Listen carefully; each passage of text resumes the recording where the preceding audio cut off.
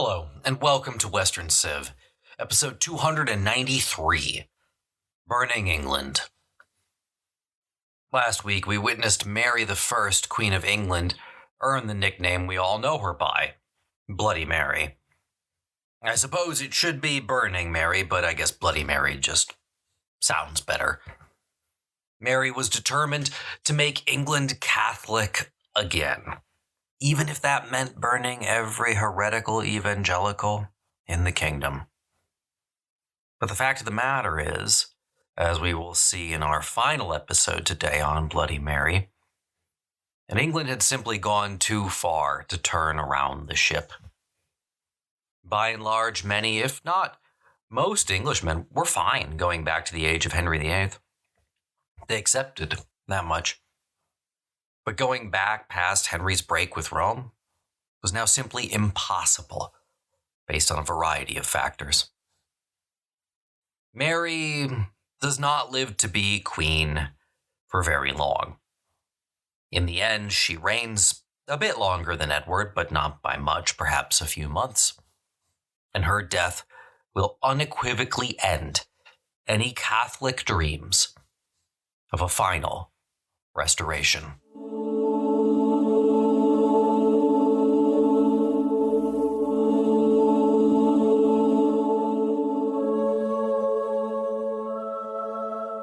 Mary had no compassion for unabashed heretics. In February 1555, two Catholic priests preached sermons against the burnings. They believed it was better for heretics to, quote, live and be converted, end quote. More likely than not, what was happening here was an effort by King Philip, no longer in England, to pump the brakes on an increasingly unpopular crusade. To those on the continent, Mary's actions were beginning to look like madness. But these voices were in the minority amongst her conservative faction. In 1556, a different priest, Spanish priest, dedicated a lengthy work to Philip justifying the death penalty for heretics. The punishment was, he wrote, after all, only reserved for those who refused to recant, a fact Mary's apologists consistently pointed out. And in December 1555, Mary's agents were closing in on what could only be described as the most important confession of all, the former Archbishop Cranmer. Cranmer had been wavering for a long time now. No one could help but notice that the more he inched toward confession, the better his conditions of captivity became. The message was unmistakable. On January the 28th of 1556, he signed a statement recognizing the authority of the Pope, quote, so far as God's laws and the customs of the realm will permit, end quote. An elastic confession for sure, but one nonetheless. Under intense pressure, he made two more ambiguous confessions in mid-February. But then, with his execution date quickly approaching, March the 7th, he cracked. Cranmer, desperate to avoid the stake, ultimately signed a comprehensive surrender, affirming papal supremacy, purgatory, and even transubstantiation, a doctrine he had preached against for decades. It was a stunning reversal, yet it did not signal a complete victory for the conservatives. Many within Mary's council feared that the names affixed to the confession, those of two Spanish friars, would inflame already xenophobic concerns smoldering in London. These concerns were heightened by the discovery of a truly insane treason plot. This one is up there, probably with the gunpowder plot that we'll get to some year.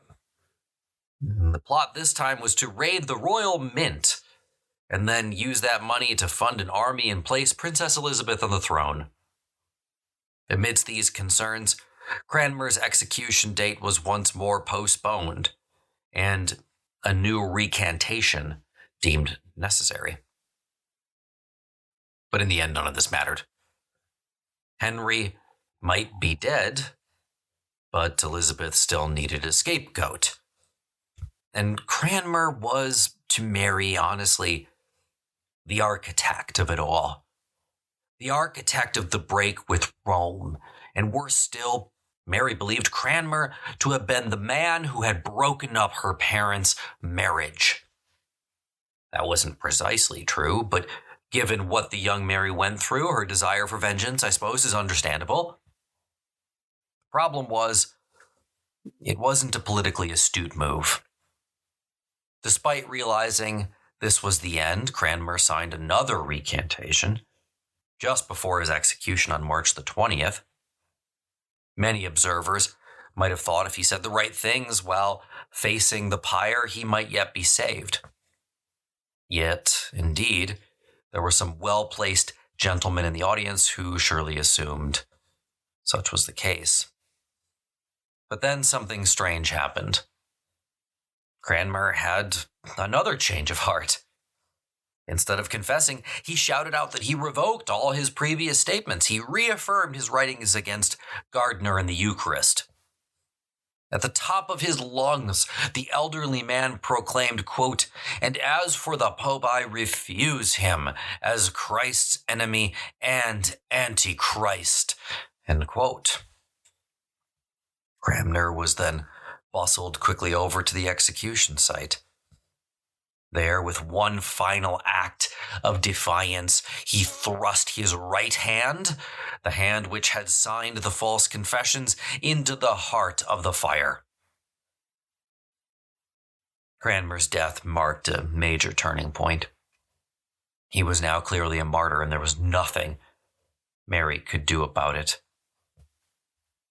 Worse still, truth be told, it had all been her fault. Now, Mary did enjoy some successes. John Cheek, a famous English Protestant living in exile in Strasbourg, was lured by Mary's agents into visiting the Low Countries. There, Philip's agents grabbed him. Philip, in addition to being the Lord of Spain, now ruled the Low Countries, not particularly effectively, though, as I'll talk about in the next episode. Cheek had no interest in burning alive. He confessed to everything, almost immediately, much to the lament of his fellow exiles. But heresy as a whole showed no signs of diminishing. 1556 proved to be a hotter year in England than had been 1555. 85 alleged heretics were burned. A further 11 died in prison. Of those 55, by the way, 22 were women. Geographically, the executions were not even. Almost all the executions took place around London, Essex, and Kent. In 26 English counties, there were no burnings at all. To an extent, the burnings happened where the authorities wanted them to. Mary's court, all the way to the end, saw London, and that particular region of England, as the epicenter of the heresy problem. Executions normally passed with no major protest, at least no recorded protest. Mary was eventually forced to follow the lead of the Spanish Inquisition. Burning people in their home counties just simply wasn't popular, so executions were done oftentimes in batches and in regional centers. Sympathy for the victims was countered by assurances that they deserved to die, that they were not martyrs, but malignants. With the support of Pole, now installed in Cranmer's place as Archbishop of Canterbury, writers contrasted the heretics, quote, "that lately have been justly burned," end quote, with true martyrs, quote, "which have suffered for the unity of the Catholic Church," end quote, men like Sir Thomas More.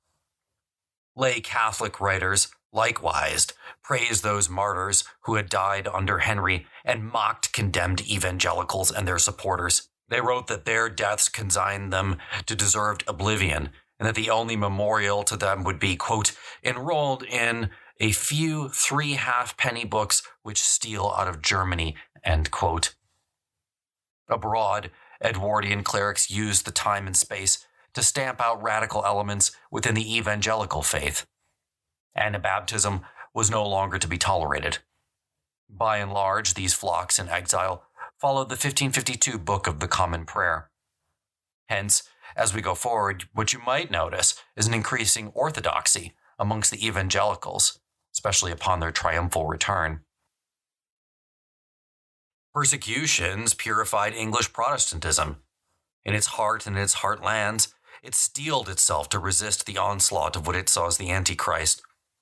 In May of 1556, heresy commissioners in East Anglia received an alarming report from a small group of beleaguered Catholic citizens in Ipswich. Some 40 inhabitants had fled the town and, quote, lurked in secret places, end quote. Another 20 refused to receive the sacrament, and a dozen came to church but refused and looked away at the elevation of the host. There were also a half-dozen priest wives that have access to their husbands. At least, that's what they said. Things were worse still in the town of Colchester, according to a letter from the priest, written in 1556, quote, the detestable sort of schismatics were never so bold since the King and Queen's Majesty's reign as they are now at this present. They assemble together upon the Sabbath day in the time of divine service, sometimes in one house, sometimes in another, and there keep their privy, conventals, and schools of heresy. The ministers of the church are hemmed in at open streets and called knaves. The blessed sacrament of the altar is blasphemed and rallied upon in every alehouse and tavern. Prayer and fasting is not regarded. Seditious talks and news are rife both in town and country. End quote. All of this, by the way, was in spite of a slew of exemplary burnings in the town, 6 at once actually on April the 28th, 1556, and a recent visit from the bishop. Colchester, in reality, was probably the most Protestant place in all of England. Yet, even or especially here, religious rivalries continued to shape social divisions. Protestants drank at one pub, the King's Head. Catholics drank at another, the White Hart. One writer went so far as to comment on, quote, the old law, where the people of God were the most straitly commanded they should not mingle themselves with the ungodly heathen, end quote. To many, salvation lay in separation, and hatred sometimes did not end in death, nor were the dead safe from punishment. In January 1557, the former professor of divinity at Cambridge, Martin Bucer, was dug up, declared a heretic, and dragged to the town square, where, in his coffin, he was duly chained to the stake before being consumed by the flames. He might have been the only victim of Mary's fires, for whom the process was at least not physically painful, having been already dead. Prior to his return to England, Reginald Pole, the Pope's legate, pondered whether it was right to exhume all evangelicals buried in consecrated grounds. Luckily, several high-ranking officials steered him away from that particularly divisive and terrible idea. There were even some rumors that Mary had her father, Henry VIII, dug up, exhumed, burned, reduced to ashes. But so far as my research can tell, that is a patent falsehood. The exhumation and subsequent burning of Bucer was more than just a petty, vindictive act. It was the symbolic face of a serious and successful campaign to reclaim the major universities of England for Catholicism, culminating in legatine visitations by Pole of Oxford in 1556 and Cambridge in 1557. This was a priority for him, who actually had become the Chancellor of Cambridge upon the death of Stephen Gardiner in 1555, and Oxford just a year later. New statutes, new curriculum, including the restoration of the faculties of canon law, and a thorough purge of heretical books from college libraries did much to restore official confidence in the university's essential orthodoxy. Now, to a considerable extent, these universities already purged themselves. A wave of exiles washed over to Germany and Switzerland, particularly from Cambridge, where, within 6 months of Mary's ascension to the throne, only 3 former heads of house remained in place. The others were all replaced by reliable Catholics. Now, while all this was going on, what no one realized is how short on time everyone really was. The Catholic bishops didn't know it, and so the program of refurbishment and restoration rolled on throughout 1557. In 1554, only half all the parishes in Bath and Wells met the requirements for books and altars. By 1557, just 3 years later, that number had gone from 50% to 86%. There remained some evidence of what the Catholic bishops called heresy here and there, but by and large the English Church once more at least looked Catholic. Masses for the dead were back by 1557. Between 1554 and 1558, the number of requests for said masses increased 4 times in wills recorded in East Sussex. And that's probably not an anomaly. But getting back to practical matters, Mary still did not have an heir, and that was a major problem. Under the terms of Henry's will, which is what gave Mary her legitimacy, Princess Elizabeth was next in line. Even, secretly of course, Philip, Mary's husband, began to wonder about a match with Elizabeth should Mary die. Elizabeth had been a willing member of Mary's court since her release from captivity at the end of Edward's reign. She remained so now in 1557. And of course, there's always the matter of politics. None of these religious questions take place in a vacuum. The English returned to Rome, got caught up in European politics, specifically the seemingly never-ending conflict between the Habsburgs and the French House of Valois. In one of its many permutations, in 1556, the Pope again switched sides, allying himself with France over Philip of Spain. In a somewhat petty move, this Pope, Paul IV, then revoked Reginald Pole's papal legate position in England. In his place, Paul appointed an almost completely unknown courtier, who Mary patently refused to allow in the country. The cherry on the top of this whole affair was a brief but bizarre uprising in Yorkshire, led by none other than an evangelical nephew of Cardinal Pole, papal legate. His unsuccessful bid to raise the population against Mary ended with his head being separated from his neck on May the 28th, 1557. Mary, however, believed that the French king, Henri II, to have been behind the rebellion. He wasn't, and in fact himself had less than 2 years to live. Still, in her name alone, Mary declared war on Scotland and France on June the 7th. At first the war went well. The English/Spanish won a resounding victory in Picardy. But then disaster struck. Not a military disaster either. A vicious strain of influenza hit England during the late summer 1557. It proved to be the worst epidemic in England during the entire 16th century. Mortality rates were 60% higher than normal, and the pressures on the poor were unprecedented. Pole responded that November by preaching a sermon of repentance. And he meant something specific by that. Sure, the evangelicals had built a few hospitals in London, but the Catholic Church had built hundreds across the city of northern Italy. If the people who had stolen the wealth of the church under Henry VIII, Pole railed, would just give it back, then maybe the church could do something to ease the suffering of the poor. Greed, immorality, disobedience. According to Paul, these were all legacies of the schism.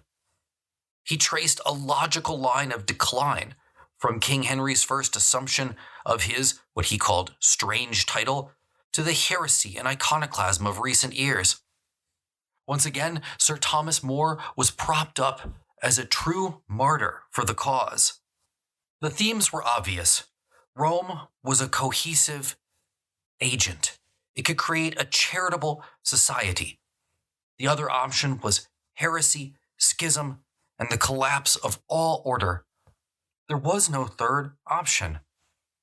This was the theme of numerous sermons by bishops and others at St. Paul's Cross, by preachers licensed by Pole for various dioceses, and by clerical officiants all throughout England.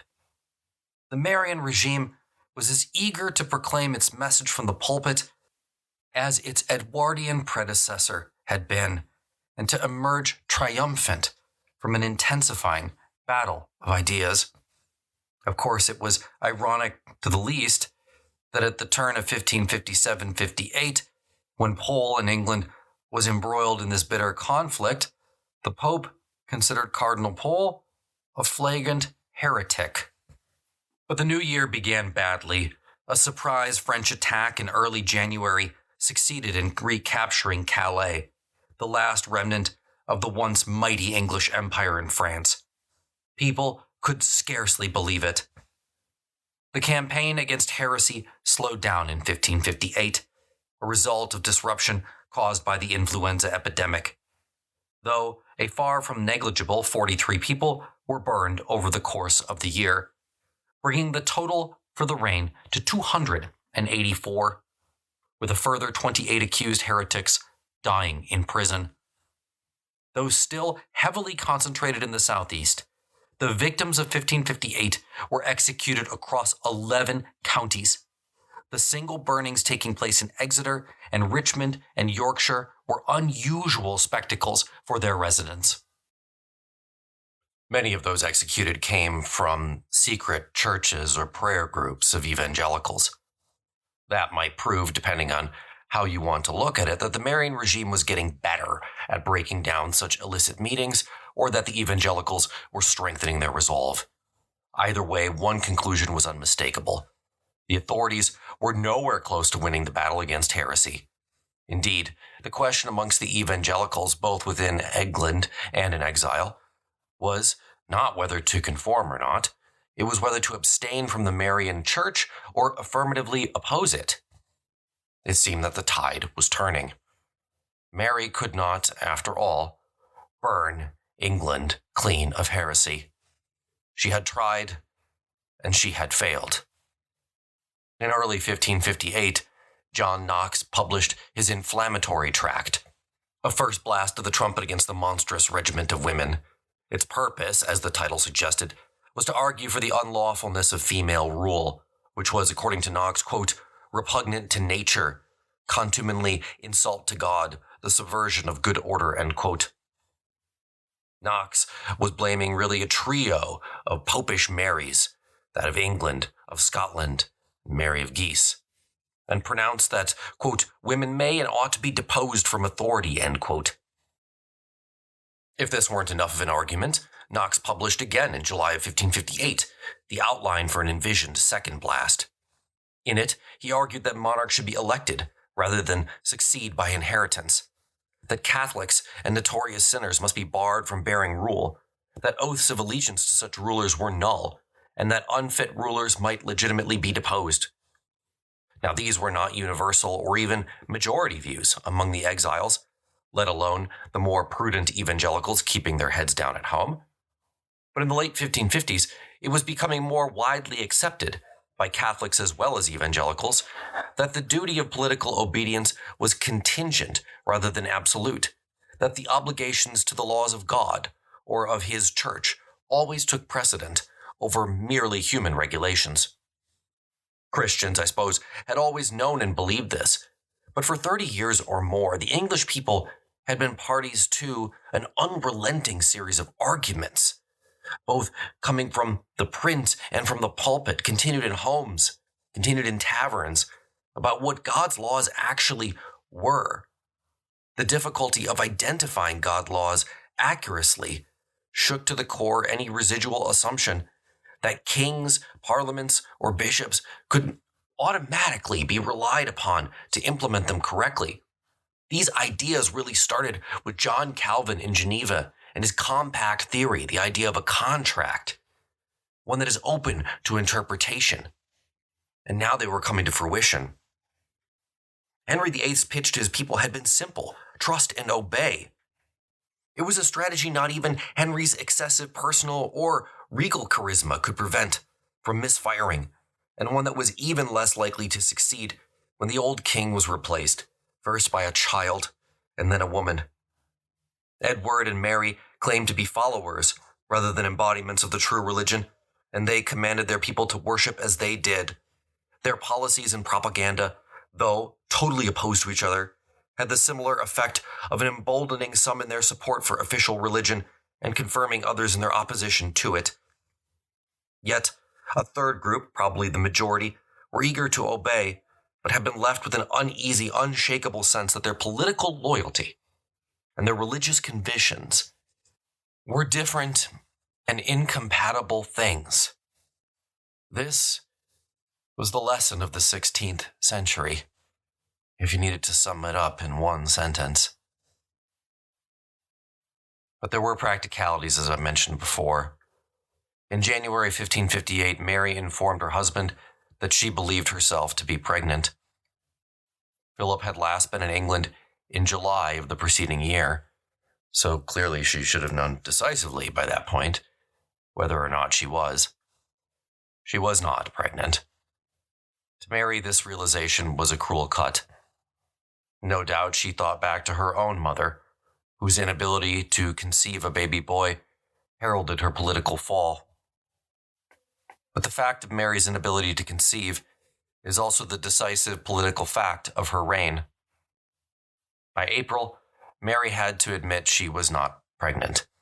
Had she conceived in July, she would have been over 9 months at that point, so yeah, time to admit it. But things took a turn for the worse in late summer. Mary developed a fever and took to her apartment. It got worse still. In October, Mary's health took a turn. She was dying. Mary, historians believe, but still do not know for sure, had ovarian cancer.